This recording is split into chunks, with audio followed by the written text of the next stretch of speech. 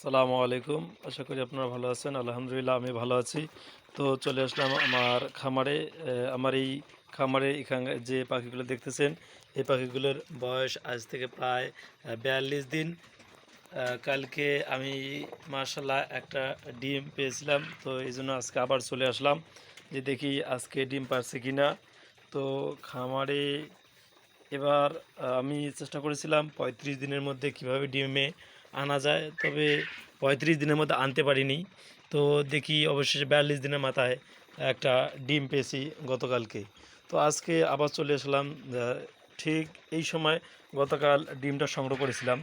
তো আজকেও পূর্বের ন্যায় একই সময় চলে আসলাম তো ডিমটা দেখার জন্য। তো আসি দেখি তো ডিম মনে হয় এখনও পাড়ে নাই। কী ব্যাপার বুঝলাম না।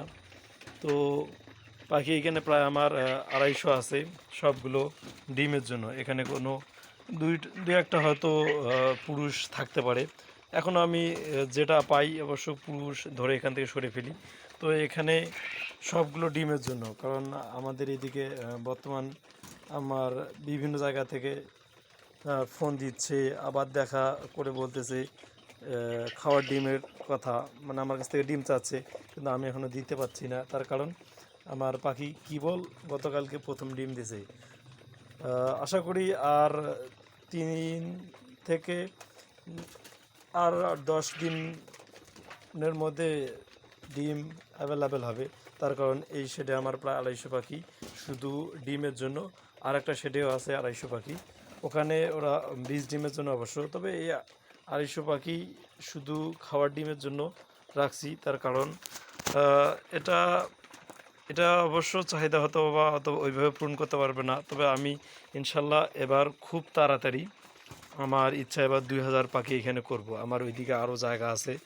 হ্যাঁ, খাঁচা নিয়ে আসবো। খাঁচায় করে প্রায় এবার ২০০০ পাখি ডিমের জন্য রেডি করব। তার কারণ আমি দেখছি আমার এদিকে প্রায় ডিমের চাহিদা আছে। এজন্য আমি ২০০০ পাখি ডিমের জন্য খুব তাড়াতাড়ি এটা রেডি করে ফেলবো ইনশাল্লাহ। তার কারণ আমার নিজের মেশিন আছে। এই ওইদিকে প্রায় ১৫০ ২৫০ যে পাখি রাখছি, ওই পাখির থেকে ২০ ডিম কালেক্ট করে আমি মেশিনে দেওয়ার সিদ্ধান্ত নিছি। কারণ তে আমার কস্টিং খরচটা কমে আসবে।